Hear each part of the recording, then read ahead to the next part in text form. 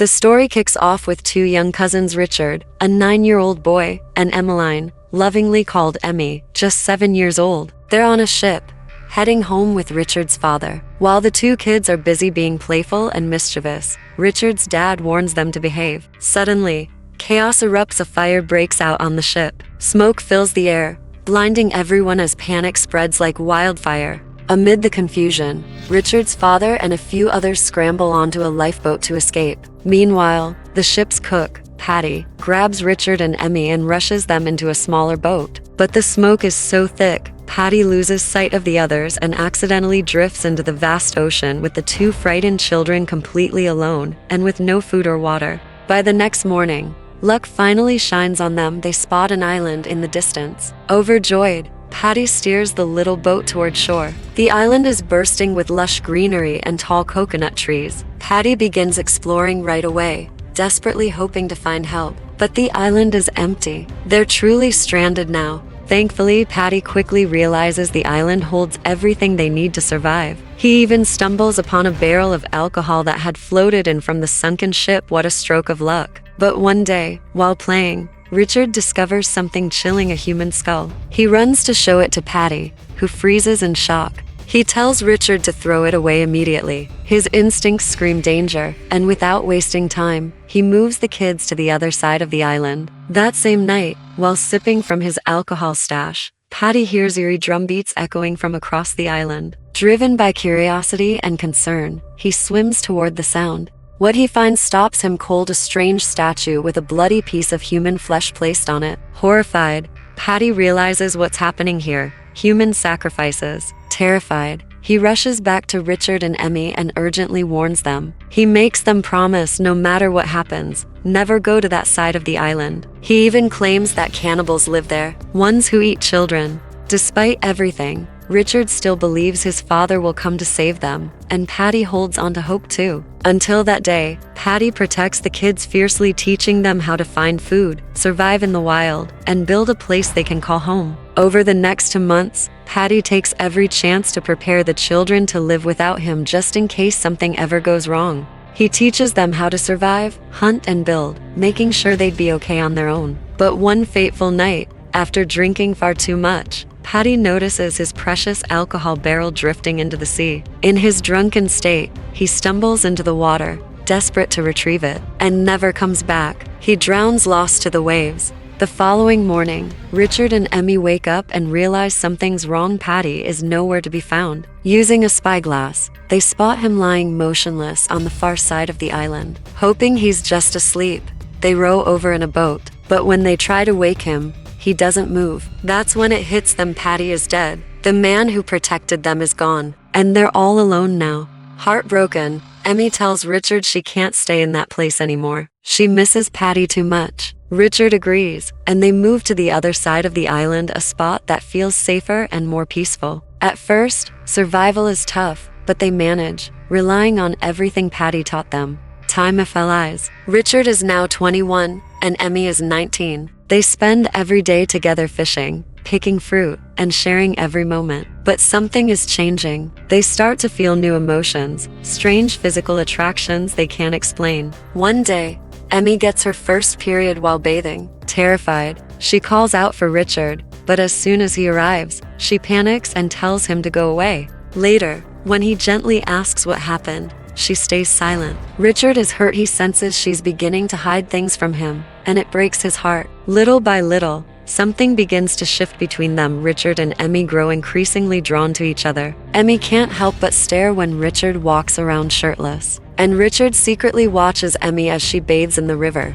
But growing up alone on the island, they don't understand these strange new feelings. They've never learned what attraction even is. Richard spends his days catching fish and gathering fruit, while Emmy cooks and cleans. They live in peace, completely unaware of the outside world. One day, Emmy hears those haunting drumbeats again, the same ones Patty warned them about. Curiosity takes over, and she ventures to the forbidden side of the island. There, she finds the same eerie statue, but this time, there's blood trickling from it. Instead of being scared, Emmy feels something else: reverence. She believes it's a holy place, a sign from God. Bursting with emotion, she runs to Richard and tells him everything. but he's furious. He reminds her of the promise they made to Patty and demands that she never go near that side again. That night, Emmy has a terrifying dream Richard is drowning. She jolts awake, shaken, and begs him to promise, "Never leave me." They hold each other tight in an emotional embrace. Richard kisses her and tries to become intimate, but Emmy gently pushes him away. Later that night, he tries again, but she refuses once more. Crushed and frustrated, Richard stops talking to her the next morning. Then, something incredible happens. Richard spots a ship far in the distance. It's the first one they've seen in years. He runs like mad to light a signal fire, but by the time he gets there, the ship is already gone. What he doesn't know is that Emmy saw the ship too, but didn't light a fire. She had come to love this island, and deep down, she didn't want to go back to the world they left behind. Richard snaps, furious and hurt. He declares he's leaving the island alone. He grabs the small boat and sets off into the ocean. But halfway through, disaster strikes. The boat falls apart, and Richard is thrown into the water. Soaked and defeated, he has no choice but to swim back. Emmy watches and mocks him, smirking. "This island is our real home now."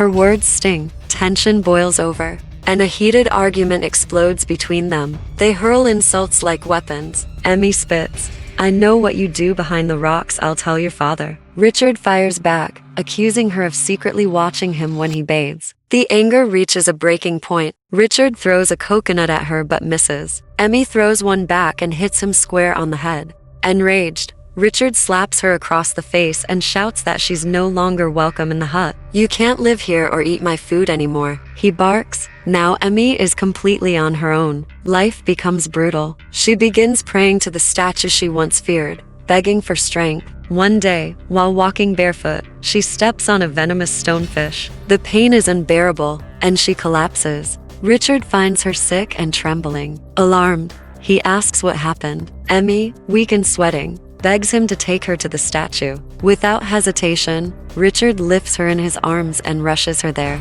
Emmy passes out cold. Richard's heart races with fear.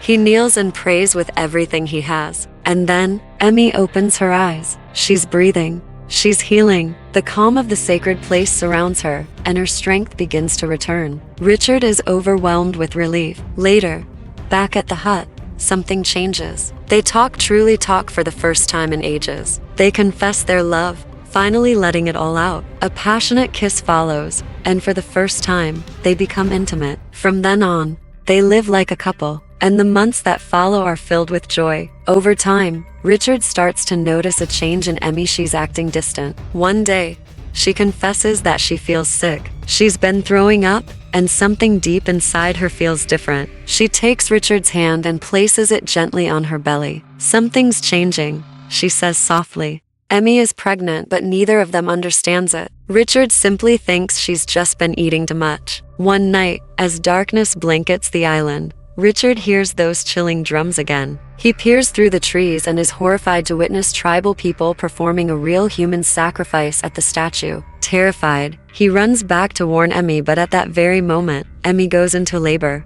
Panic and urgency collide. Richard helps her through the pain, and together right there on that island, they deliver a baby boy. They name him Patty, in honor of the man who once saved their lives. The joy is overwhelming, but they're clueless about caring for a newborn. They try feeding the baby with fruits and water, not realizing what he truly needs. Then, as Emmy cradles him close, something miraculous happens. The baby instinctively begins breastfeeding. Emmy holds him tightly, tears of relief in her eyes. Later, Richard shares what he saw at the statue and swears to protect his new family at all costs. Years pass in quiet harmony. Little Patty grows up surrounded by love. Richard and Emmy teach him how to swim, play, and speak.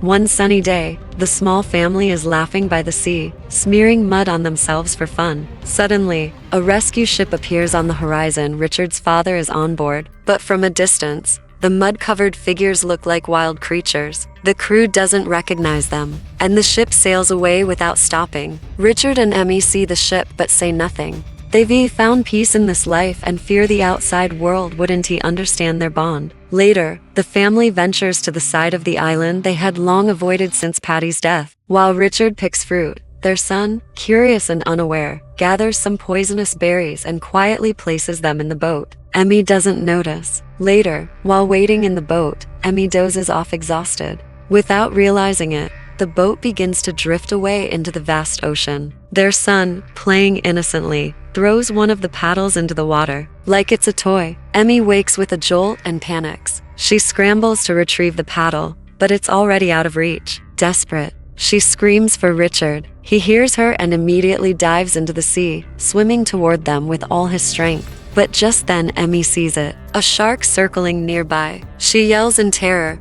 warning him. Richard climbs into the boat just in time, and Emmy, heart pounding, uses the last paddle to fend off the shark. Now, they're in serious trouble. No paddles, no control. The strong current drags their boat farther and farther into open water. 2 long, grueling days pass. Their son, starving and weak, finds the berries he had picked earlier, the poisonous ones, and begins to eat them. Richard and Emmy rush to stop him, but it's too late. The berries are already swallowed. Believing their son is doomed, they make a heartbreaking decision. In sorrow and despair, they eat the berries too, and lie down together, waiting for the end. But fate has other plans. The berries aren't lethal, just mildly toxic. All 3 of them pass out. Later, Richard's father, still searching, spots their tiny boat through binoculars from his ship. He sends a rescue team. The crew boards the boat, finding the small family lying still, motionless. Richard's father asks anxiously, "Are they dead?" "No, sir," one crew member replies. "They're just asleep. They're saved." The story ends.